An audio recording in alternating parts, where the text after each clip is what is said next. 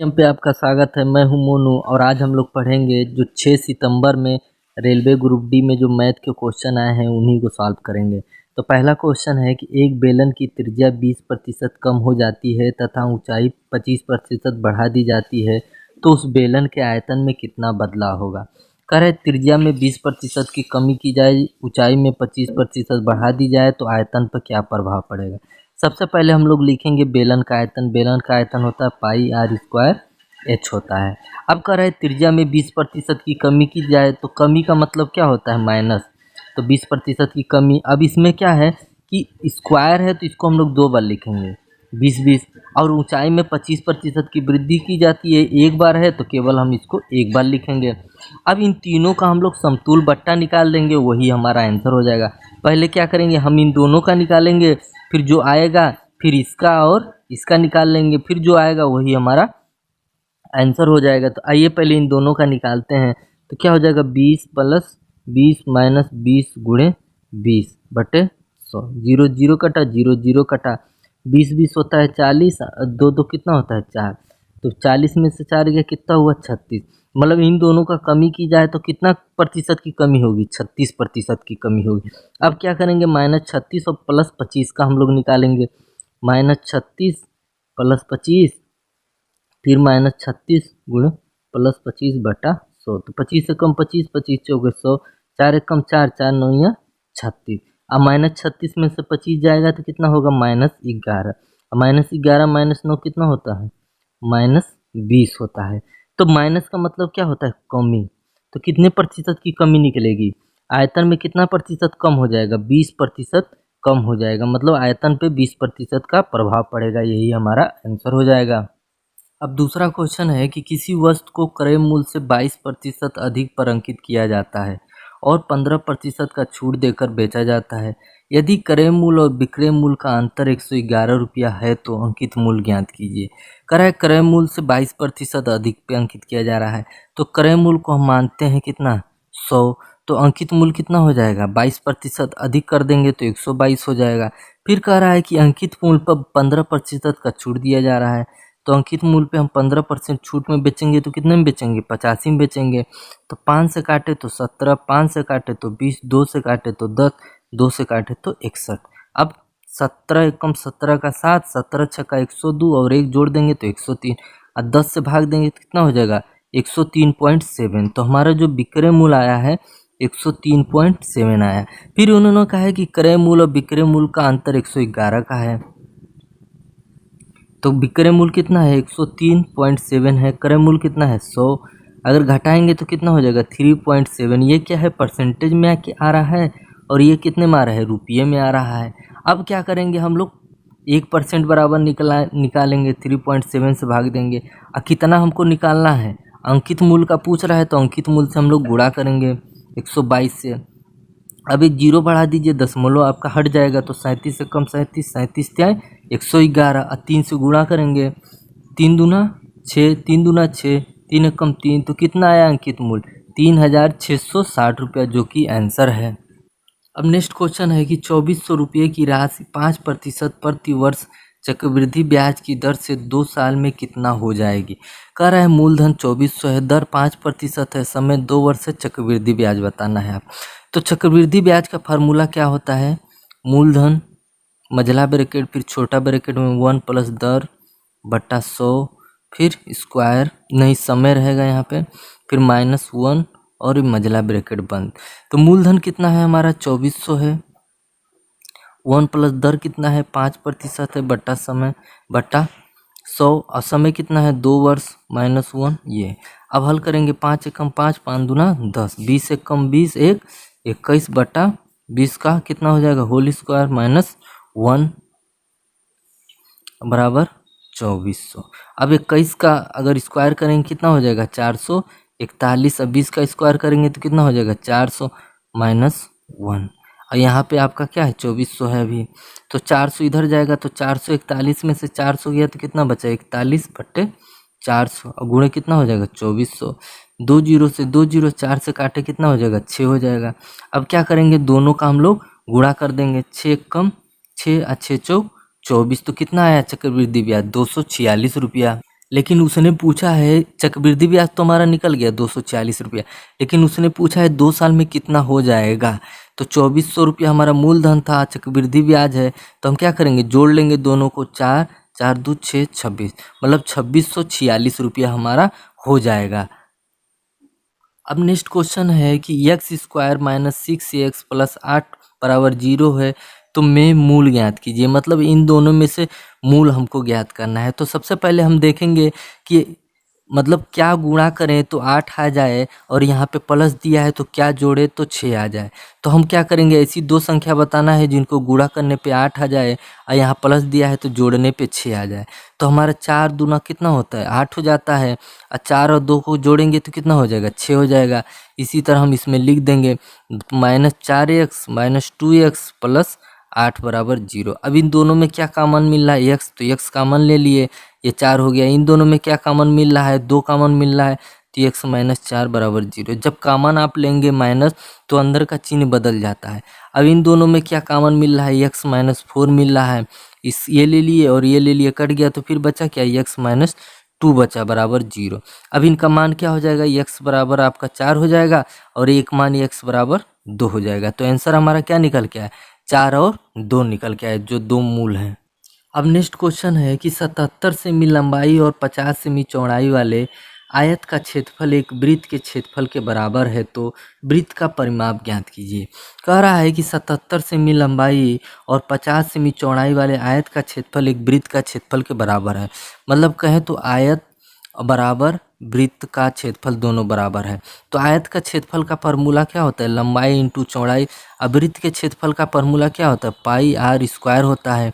ठीक है, तो लंबाई क्या है 77 और चौड़ाई क्या है 50। पाई बराबर क्या होता है, पाई का मान 22/7 होता है, और आर का मान हमको निकालना है। अब हल करेंगे, 11 दूना 22, 11 सत्ते 77, और 2 से काटेंगे तो क्या हो जाएगा, 25 हो जाएगा, और 7 हमारा इधर आ जाएगा, तो 7 गुणे 7 बराबर 25। स्क्वायर है तो इधर आके क्या हो जाएगा, अंडर रूट में हो जाएगा। तो इसमें से इसका जोड़ा बना तो एक 7 बाहर, अब 25 में से 5 5 का जोड़ा बना तो एक 5 बाहर। तो आर बराबर क्या हो गया, 7 पचे 35 हो गया। तो आर का मान निकला 35, लेकिन इसमें पूछा है वृत्त का परिमाप पूछ रहा है। तो वृत्त का परिमाप का फार्मूला क्या होता है, 2 पाई आर होता है। तो 2 पाई का मान क्या है 22/7, आर बराबर क्या है 35, 7 एकम 7, 7 पचे 35, 5 दूना 10, तो 2 2 और ये 0। तो आयत का परिमाप कितना निकला, 220 सेमी निकला, जो कि हमारा आंसर हो गया। अब नेक्स्ट क्वेश्चन है कि 7500 रुपये की राशि साधारण ब्याज की दर से 7 वर्षों में 9250 रुपया हो जाती है, तो ब्याज की दर ज्ञात कीजिए। कह रहा है मूलधन हमारा 7500 रुपया है, समय 7 वर्ष दिया है, मिश्र धन आपका हो जा रहा है 9250, दर आपको बताना है। तो साधारण ब्याज का जो मिश्र धन वाला फॉर्मूला क्या है, आपका मूलधन गुणे ब्रैकेट में 100 प्लस दर इंटू समय बराटे 100। ये हमारा साधारण ब्याज में जो मिश्रधन वाला फार्मूला है वो है। तो आइए मूलधन हम रखते हैं 7500 रुपया गुणे 100 प्लस दर आपको नहीं पता है, दर आपको बताना है, समय आपका 7 वर्ष दिया है, बटे 100। अब मिश्रधन कितना दिया है 9250 रुपया दिया है। अब इसको हम लोग ऊपर नीचे काटेंगे, देखिए 00 से 00 कटा, 25 तिहाई 75, 25 से काटे 25 तिहाई 75, 17 बचा, अब 25 सत्ते 175 और 0 का 0 उतार देंगे। अब इधर 370, 3 इधर आ जाएगा, और 100 प्लस में है तो इधर आके क्या हो जाएगा, माइनस में हो जाएगा। ये कितना बचेगा, दर इंटू 7 बचेगा, और 300 इधर जाएगा तो 317 में से 300 घट जाएगा तो कितना बचेगा, 70/3, इधर दर इंटू 7, तो 7 हमारा नीचे आ जाएगा, 7 7 से कट गया ऊपर। अब ऊपर बचा आपका 10, नीचे बचा आपका 3 दर। तो दर हमारा कितना निकला 10/3%, जो कि हमारा आंसर है। अब नेक्स्ट क्वेश्चन है कि एक रेलगाड़ी 36 किमी घंटा की चाल से किसी खंभे को 10 सेकेंड में पार करती है, तो ट्रेन की लंबाई ज्ञात कीजिए। ट्रेन है 36 किमी घंटे की चाल से चल रही है और एक पेड़ को वो 10 सेकंड में पार करती है, तो रेलगाड़ी की लंबाई बताइए। जो कि फार्मूला रिवीजन में हमने पढ़ाया था, जो आपको मिल जाएगा लिंक डिस्क्रिप्शन में। उसमें मैंने हर प्रकार का फार्मूला आपको बता दिया था, जिसमें मैंने बताया था कि अगर ट्रेन का यहाँ पे क्या रहेगा, आपका समय रहेगा और यहाँ पे ट्रेन की लंबाई रहेगी और नीचे रहेगा ट्रेन की चाल रहेगी। चाल हमारा किमी प्रति घंटे में होना चाहिए, लंबाई मीटर में आएगा, समय आपका सेकंड में रहेगा और यहाँ पे 18 और यहाँ 5 से गुणा रहेगा। इसी पे धर के हम लगाएंगे। तो समय हमारा दिया है 10 सेकंड, तो 10 सेकंड यहाँ रखेंगे और ट्रेन की लंबाई हमको पता नहीं है 18/5 और ट्रेन की चाल किमी घंटा में कितना दिया है, 36 किमी घंटा दिया है, 36 किमी घंटा रख देंगे।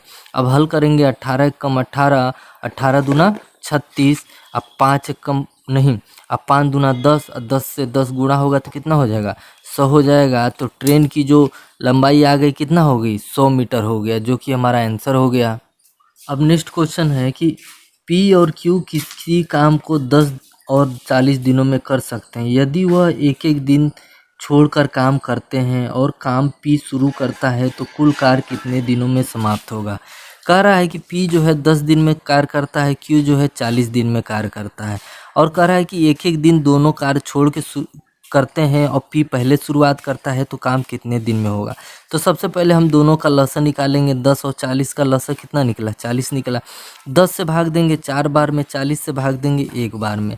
पी जो है एक दिन, मान लीजिए अगर 40 पेड़ काटना है तो पी जो है एक दिन में 4 पेड़ काटता है और क्यू जो है एक दिन में 1 पेड़ काटता है। अब दोनों जो है एक एक दिन काम छोड़ के कर रहे हैं, तो अगर दो मतलब एक दिन ये करेगा तो एक दिन ये करेगा, तो अगर देखा जाए 2 दिन का अगर कार्य देखा जाए तो कुल कितना कार्य हुआ है, 5 कार्य हुआ है भाई। एक दिन में ये 4 पेड़ काटता है, एक दिन में ये 1 पेड़ काटता है, तो 2 दिन का अगर कार्य देखा जाए तो कितना हुआ है, 5 पेड़ कट गया है। अब कुल पेड़ कितना काटना है, 40 पेड़ काटना है, तो 5 से भाग देंगे, कितना आएगा, 8 आएगा। तो 8 बेर लगेगा, तो 8 को किससे गुणा करेंगे, 2 से गुणा करेंगे, 2 गुणे 8, तो 8 दूना 16। तो कुल कितना दिन आएगा, 16 दिन आएगा, जो दोनों मिलके पेड़ को काट सकते। मतलब कुल कार्य समाप्त होने में कितना दिन लगा, 16 दिन लगा, जो कि हमारा आंसर है। अब नेक्स्ट क्वेश्चन है कि एक ट्रेन 2:30 पे बजे दिल्ली से पटना के लिए 75 किमी घंटे की चाल से रवाना होती है। दूसरी ट्रेन 4:30 बजे 90 किमी प्रति घंटा की चाल से दिल्ली से पटना की ओर जाती है। तो दो ट्रेन एक दूसरे से कितनी दूरी पे मिलेंगे। कह रहा है पहला ट्रेन 75 किमी घंटा की स्पीड से 2:30 बजे दिल्ली से पटना के लिए रवाना होती है। मान लीजिए यहाँ पे ये दिल्ली है और ये है पटना। तो पहली ट्रेन यहाँ से 75 किमी घंटे की हिसाब से कितने बजे रवाना होती है, 2:30 बजे के हिसाब से रवाना होती है। फिर दूसरी ट्रेन यहीं से पटना जाती है 4:30 बजे, लेकिन 90 किमी प्रति घंटा के हिसाब से जाती है। और पूछ रहा है कि यहाँ से जो है दूसरी ट्रेन पहली वाली ट्रेन को कब कितनी दूरी पे पकड़ लेगी। तो सबसे पहले हम देखेंगे दोनों में समय का कितना का अंतर है। भाई 2:30 है, ये 4:30 है, तो कितना का समय का अंतर है, तो हमारा 2 घंटे का समय का अंतर है। मतलब जो पहली ट्रेन है कितना घंटा चली होगी, 2 घंटा चली होगी। तो 75 किमी प्रति घंटा के हिसाब से अगर 2 घंटा चलेगी तो कितना दूरी हो गया, 150। मतलब जो दोनों में बीच है दूरी है, मान लीजिए पहली ट्रेन है, एक ट्रेन यहाँ पहुँच गई, अब दूसरी ट्रेन यहाँ से चलना स्टार्ट करेगी। तो जब दोनों एक ही दिशा में जाते हैं तो दोनों का जो चाल होता है वो हम लोग क्या करते हैं, घटा लेते हैं।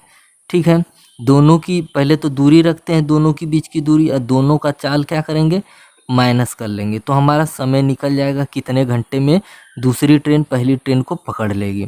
तो दूरी दोनों के बीच में कितना है, 150 है, तो 150 हमने रख दिया। पहले की चाल है 90, मतलब ये इसका चाल है 90 और दूसरे की चाल है 75। तो 150 और 90 में से 75 गया, 15, 15 कम 15, 15 कम 15, मतलब 10 घंटा लगेगा दूसरी ट्रेन पहली ट्रेन को पकड़ लेगी। लेकिन इन्होंने पूछा है कि कितनी दूरी पे पकड़ेगी। तो मान लीजिए 90 किमी की स्पीड से जा रहा है, तो 10 घंटा में कितनी दूरी तय कर लेगा, 90 10 से कितना हो जाएगा, 900। तो 900 किमी की, यहाँ दिल्ली से 900 किमी की दूरी पे वो पहली ट्रेन को पकड़ लेगी, जो कि हमारा आंसर हो गया। अब नेक्स्ट क्वेश्चन है कि समान भुजाओं वाले त्रिभुज का कोण होगा। देखिए इसमें ऐसे ही क्वेश्चन आया था कि समान भुजाओं वाले त्रिभुज का कोण होगा, तो इसमें समझ लीजिएगा ऑप्शन में कुछ दिया होगा उस हिसाब से आपको टिक मारना है।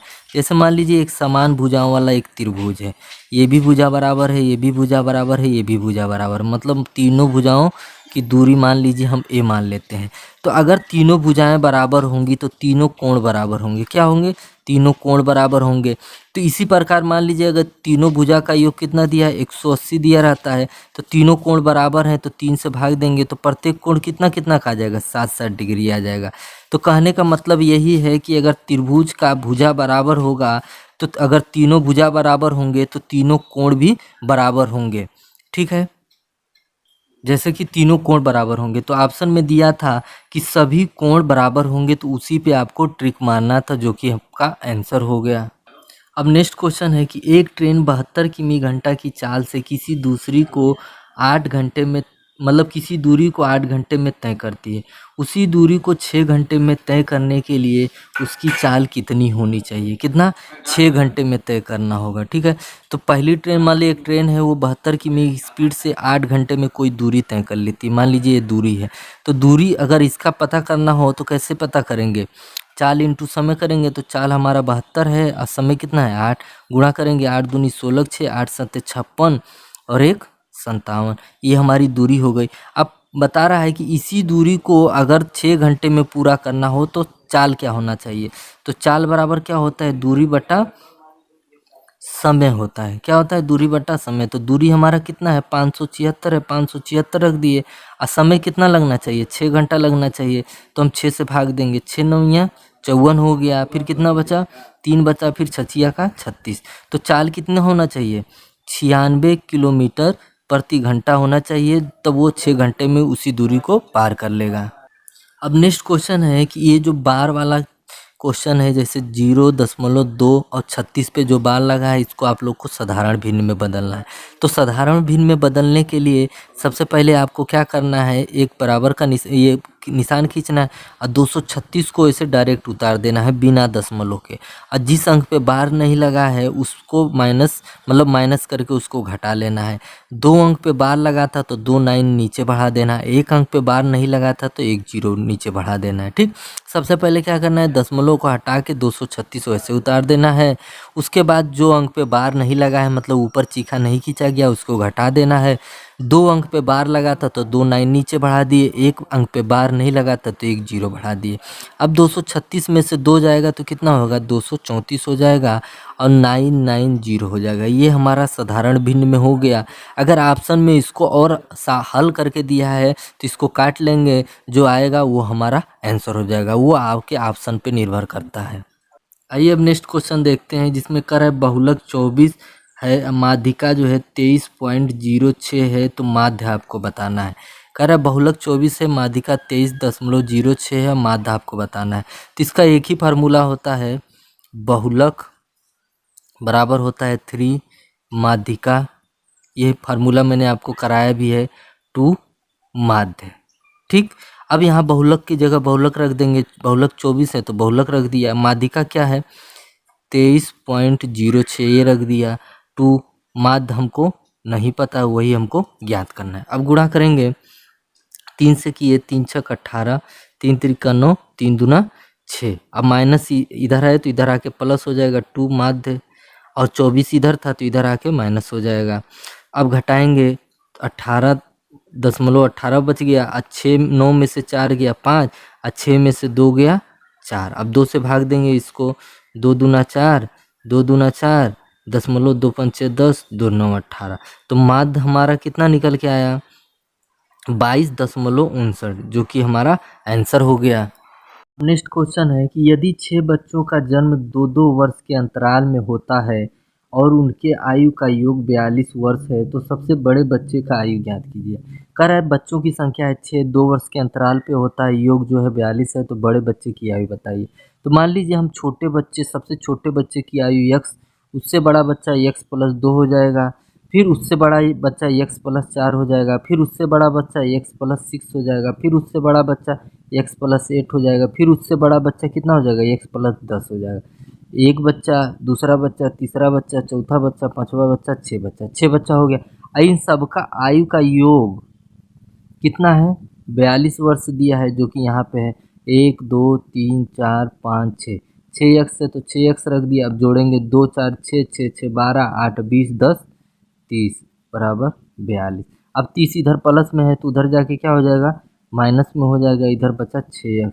42 में से 30 गया, कितना बचा? 12। 6 कम 6, 6 दूना 12। तो x बराबर कितना निकल के आया है? 2 निकल के आया है। अब पूछा है कि सबसे बड़ा बालक बताइए, तो सबसे बड़ा बालक क्या था? x प्लस 10 था, तो x की जगह रख देंगे हम, क्या रख देंगे? 2 रख देंगे। अब प्लस 10 तो क्या हो जाएगा? 12। तो जो बड़े बच्चे की आयु कितनी है? 12 वर्ष है, जो कि हमारा। अब नेक्स्ट क्वेश्चन है, ब्रैकेट में sign A plus cos A का whole square plus cos A plus sec ए का होल स्क्वायर। इसको आप लोग को साधारण बताना है, मतलब सरल बताना है, और ऑप्शन में जो रहेगा उस पर हम लोग टिक मार लेंगे। तो सबसे पहले अगर स्क्वायर दिया है तो हम इसको खोलेंगे तो क्या हो जाएगा? साइन ए का होल स्क्वायर और कॉस ए का होल स्क्वायर प्लस 2 साइन ए और कॉस ए। फिर अब इसको खोलेंगे तो कॉस ए का होल स्क्वायर प्लस सेक ए का whole square plus 2 cos A और सेक ए। अब यहाँ हमको पता है कि साइन का विपरीत क्या होता है? कॉसेस होता है, तो ये कट गया। और कॉस का विपरीत क्या होता है? सेक होता है, तो ये भी कट गया। और sine square plus cos square बराबर क्या होता है? 1 होता है। अब यहाँ बचा था 2 और यहाँ बचा था 2। उसके बाद क्या बचा था? Cosec square. फिर यहाँ पे क्या बचा था? Sec square. ये हमारा बचा था। तो 2 2 4 और 1 कितना हो जाएगा? 5 हो जाएगा। अगर मान में देखिए, अगर आंसर में यही दिया है, ऑप्शन में ये दिया है, तब तो सही है। नहीं तो इसको एक और, मतलब एक स्टेप और बढ़ा सकते हैं। कॉसेस को हम क्या करेंगे? पलट देंगे तो 1 बटा क्या हो जाएगा? साइन स्क्वायर हो जाएगा। और सेक को हम लोग पलट देंगे तो 1 बटा क्या हो जाएगा? कॉस स्क्वायर हो जाएगा। अब हम लोग क्या करेंगे? विपरीत गुणा करेंगे। विपरीत गुणा करेंगे तो ये हो जाएगा कॉस ए का होल स्क्वायर, इधर आएगा तो ये साइन ए का होल स्क्वायर। नीचे क्या हो जाएगा? साइन ए का होल स्क्वायर और कॉस ए का होल स्क्वायर। और कॉस स्क्वायर ए और साइन स्क्वायर ए कितना हो जाता है? 1 हो जाता है। ठीक है, इधर क्या था? 5 था। और साइन स्क्वायर ए और कॉस स्क्वायर ए जब ऊपर जाएगा तो क्या हो जाएगा? कॉसेस स्क्वायर ए और सेक स्क्वायर ए। या तो इतना अगर ऑप्शन में दिया है तो ये आंसर हो जाएगा, अगर ऑप्शन में यही दे दिया है तो यही हमारा आंसर हो जाएगा। अब नेक्स्ट क्वेश्चन है कि ब्रैकेट में 1 plus 10 20 degree theta plus sec 20 degree theta, फिर एक ब्रैकेट में 1 plus cot 20 degree theta minus cosec 20 degree theta. तो सबसे पहले इस तरह के मान को हम लोग यहाँ पे ऐसा मान रखेंगे जिसका मान ज्ञात करने पे आ जाए। हम सबसे पहले इसकी जगह 45 डिग्री थीटा रखेंगे। ठीक है, 45 डिग्री थीटा रख दिए। अब इसको हम लोग हल करेंगे तो टेन 45 डिग्री का मान क्या होता है? 1 होता है। और सेक 45 डिग्री का मान क्या होता है? अंडर रूट 2 होता है। इसी तरह काट 45 डिग्री का मान क्या होता है? 1 होता है। और कॉसेस 45 डिग्री का मान क्या होता है? अंडर रूट 2 होता है। तो एक एक कितना हुआ? 2 और ये अंडर रूट 2, और एक एक कितना हुआ? 2 और ये माइनस अंडर रूट 2। ये देखिए, एक ब्रैकेट में ए प्लस बी हो गया और एक ब्रैकेट में क्या हो गया? ए माइनस बी हो गया। अगर इन दोनों का गुणा करेंगे तो क्या हो जाता है?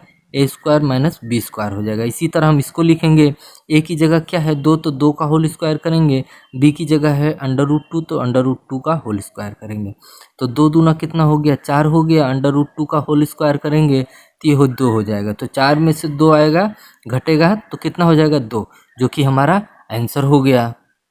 अब नेक्स्ट क्वेश्चन है, tan 8 degree theta, tan 22 degree theta, cot 60 degree theta और tan 68 degree theta, tan 82 degree theta का मान बताना है।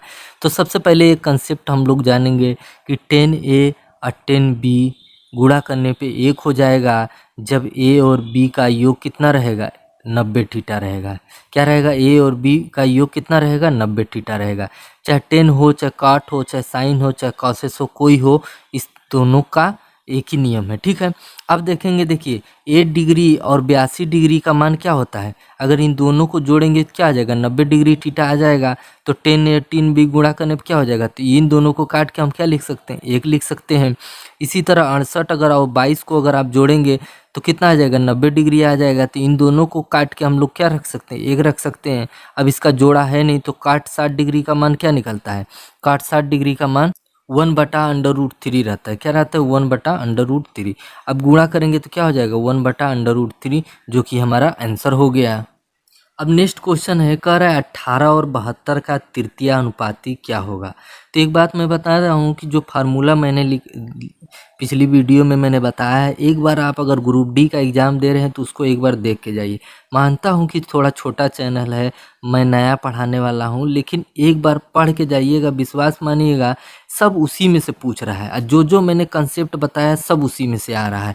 तो 18 और 72 का तृतीय अनुपाती पूछ रहा है। तो मैंने बताया था, जब 2 मान पूछेगा और कहेगा कि प्रथमानुपाती बताइए, या कहेगा मध्यानुपाती बताइए, या कहेगा तृतीयानुपाती बताइए, तो कैसे हम लोग ज्ञात करेंगे। तो सबसे पहले हम लोग अनुपात में कैसे लिखते हैं, ए बी बी और सी। हमारा ए क्या है, प्रथमानुपाती है, और जो दोनों बी क्या है वो मध्यानुपाती है, और सी क्या है, तृतीयानुपाती है। बात समझ में आ रहा है। अब जैसे मैंने मान के चलिए कि यहाँ पे मैं 2 मान दे रहा हूँ, 4 और 3 दे रहा हूँ। अगर पूछेगा प्रथमानुपाती बताइए, तो आप इन दोनों को कहाँ सेट करेंगे, पीछे सेट करेंगे। मतलब पहले वाले को आप क्या लिखेंगे, 2 बार लिख देंगे, और दूसरे वाले को 1 बार लिख देंगे। इसी तरह मान लीजिए अगर इसमें पूछ दे कि प्रथमानुपाती नहीं मध्यानुपाती बताइए, तो इसके मतलब समझ जाइएगा कि ये दोनों गायब है। तो ये पहला हो जाएगा, और ये तीसरा क्या हो जाएगा, लास्ट वाला हो जाएगा। तो ये बी का आपको मान निकालना रहेगा, मध्यानुपाती। अगर यही पूछ देगा कि तृतीयानुपाती बताइए, तो इसका मतलब समझ जाइएगा कि ये हमारा सी वाला गायब है। तो इन दोनों को क्या करेंगे आप, इसको पहला लिख देंगे, इसको आप लोग 2 बार लिखेंगे, और सी का हम लोग मान ज्ञात कर लेंगे। जो कि इसमें पूछा है पहला, और मतलब कह रहा है कि तृतीय अनुपाती बताइए। तृतीय अनुपाती का मतलब सी गायब है, तो पहले वाले को हम 1 बार लिखेंगे, दूसरे वाले को कितना लिखेंगे, 2 बार लिख देंगे, ठीक है। तीसरा वाला हमको बताना है। तो सबसे पहले मैं मतलब यहाँ तक तो हो गया। अब हम लोग करेंगे बाहर बाहर का गुणा, 18 और सी का गुणा करेंगे, अब 72 का गुणा करेंगे। यही तो नियम कहता है। और बीच में क्या है, समानुपाती मतलब बराबर का चिन्ह लगा देंगे। अब हल करेंगे, 18 कम 18, 18 चौक कितना होता है, 72 होता है। अब 72 को किससे गुणा करेंगे, 4 से गुणा कर देंगे, 4 दूना 8 और 4 सत्ते 28, जो कि हमारा आंसर हो गया। तो यहाँ मैंने बता दिया कि अगर 2 मान दिया रहे तो प्रथमानुपाती कैसे निकालते हैं, मध्यानुपाती कैसे निकालते हैं, तृतीयानुपाती कैसे निकालते हैं। अगर समझाने का तरीका सही हो तो एक बार लाइक, सब्सक्राइब और शेयर जरूर करिएगा। अब आते हैं हम लोग नेक्स्ट क्वेश्चन पे। कह रहा है कि यदि बहुलक माध्य से 6 ज़्यादा है और माध्यिका 13 है तो बहुलक ज्ञात कीजिए। बहुलक जो है माध्य से 6 ज़्यादा है। तो मान लीजिए यहाँ ये बहुलक है और ये माध्य है। तो माध्य को अगर हम x मानेंगे तो बहुलक माध्य से 6 ज़्यादा है, तो मतलब x + 6 हो जाएगा। और माध्यिका हमारा दिया है 13। तो फार्मूला क्या कहता है, बहुलक बराबर कि माध्यिका को 3 से गुणा करिए और माध्य को आप लोग 2 से गुणा करिए, ठीक। अब इसी पे हम लोग मान रखेंगे। तो माध्यिका दिया है 13, तो 3 से हम लोग किसको गुणा करेंगे, 13 को गुणा करेंगे। अब -2, अब माध्य क्या दिया है, x दिया है, x रख दिए। और बहुलक क्या दिया है, x + 6 दिया है, x + 6 रख दिए। अब इसको हल करेंगे, 13 तिया कितना होता है, 39 होता है। -2 इधर आ जाएगा तो क्या हो जाएगा, प्लस में हो जाएगा, +2 हो जाएगा, ठीक। 2x और 1x कितना हुआ, जोड़ेंगे तो 3x हो गया। और ये 39 और 6 इधर जाएगा तो क्या हो जाएगा, माइनस हो जाएगा। तो 39 में से 6 जाएगा 33, इधर 3x, 3 एकम 3, 3 एकम 3 और 3 एकम 3। तो x बराबर हमारा क्या निकला, 11 निकला। अब 11 का मान इसमें रख देंगे तो 11 हो गया। माध्य हमारा कितना निकला, 11 रखा, 11 + 6 कितना हो गया, बहुलक। बहुलक हमारा कितना हो गया, 17 हो गया। तो बहुलक हमारा 17 निकल के आया, जो कि हमारा आंसर है। अब नेक्स्ट क्वेश्चन कह रहा है कि यदि 2 मूल 2 और -3 हैं तो द्विघात समीकरण क्या हो गया। कह रहा है 2 मूल 2 और -3 है, मतलब एक मूल आपका मान लीजिए a बराबर 2 है, दूसरा मूल मतलब b बराबर -3 है। अब समीकरण बनाने के लिए हम फार्मूला क्या बताए थे, x² - a + bx और a गुणे b को, मतलब a और b को गुणा कर देंगे बराबर g। और इसी पे हम लोग मान रख देंगे, हमारा मूल आ जाए, वो समीकरण आ जाएगा। तो x² माइनस, अब रखेंगे 2 -3, भाई प्लस माइनस माइनस हो जाएगा, x + 2 × -3 बराबर 0। x², अब प्लस माइनस क्या होगा, माइनस होगा, तो 3 में से 2 जाएगा तो कितना बचेगा, -1। यक्स और 2 तियाई 6, तो ये -6 हो गया 0। अब माइनस माइनस क्या हो जाएगा, प्लस हो जाएगा, और यक्स से कम यक्स हो जाएगा, प्लस माइनस क्या होगा, माइनस हो जाएगा, 6 हो जाएगा बराबर 0। तो हमारा समीकरण क्या निकल के आया, x² + x - 6। अब नेक्स्ट क्वेश्चन कह रहा है, यदि कोई नल किसी टंकी को 15 घंटा में भरता है, एक नल उसी टंकी को 24 घंटे में खाली करता है, दोनों नल एक साथ खोले जाते हैं तो टंकी कितने घंटे में भरेगा। कह रहा है एक नल जो है 15 घंटा में भर देता है, दूसरा नल 24 घंटे में खाली कर देता है एक टंकी को, और दोनों एक साथ चालू कर दिया जाए तो टंकी कितने देर में खाली हो जाएगी, मतलब कितने देर में भर जाएगी। 15 और 24 का हम सबसे पहले क्या निकालेंगे, लॉसन निकालेंगे। तो 15-24 का लॉसन निकल के आया 120। अब 15 से भाग देंगे 8 बार में, और 24 से भाग देंगे कितना बार में जाएगा, 5 बार में। तो कहने का मतलब जो ये पहला नल है वो टंकी में 1 घंटे में 8 लीटर पानी भर रहा है, और जो दूसरा नल ये है ये 1 घंटे में 5 लीटर खाली कर रहा है। और टंकी जो है 120 लीटर की है, तो अगर दोनों एक साथ खोला जाए तो ये 8 लीटर डालेगा, ये 5 लीटर उतना देर में निकाल देगा, तो टंकी में कितना लीटर बचेगा, 3 लीटर बचेगा। और कुल कितना भरना है, 120 लीटर भरना है। तो 1 घंटे में 3 लीटर भर रहा है, तो 120 लीटर पानी भरने में कितना समय लेगा, 3 से भाग देंगे तो कितना आ गया, 40। मतलब 40 घंटा में जो है टंकी पूरी भर जाएगी, जो कि हमारा आंसर हो गया। यहाँ तक वीडियो में बने रहने के लिए बहुत बहुत आपका धन्यवाद। अगर आप हमारे चैनल पर नए हो तो सब्सक्राइब कर सकते हैं, ऐसे ही वीडियो मैं लाता रहूँगा।